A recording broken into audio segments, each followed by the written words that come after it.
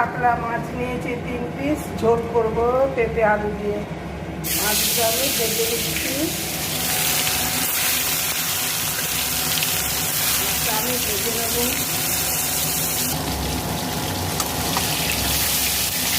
মাছটা ভাজা হয়ে গেছে, নামিয়ে নেব। আলু, পেঁপে, ওলকপি দিয়ে মাছের ঝোল। এখানে সর্ষের তেল দিয়েছি, দেখাতে ভুলে গেলাম বন্ধুরা, মনে করবেন না, মশলাটা পুড়ে যাবে। কাঁচা তেল দিয়ে দিলাম, সামান্য জল দেব, সামান্য জল দিয়ে মশলাটা কষে নেব। সামান্য জল দিয়ে মশলা কষে নিচ্ছি, জল দিয়ে দিলাম। সেদ্ধ করা আলু, পেঁপে সব ভেজে রেখেছিলাম, এগুলো দিয়ে দিলাম। একবার ফুটে এলে মাছগুলো দিয়ে দেবো। মাছের ঝোল রেডি, নামিয়ে নেব বন্ধুরা।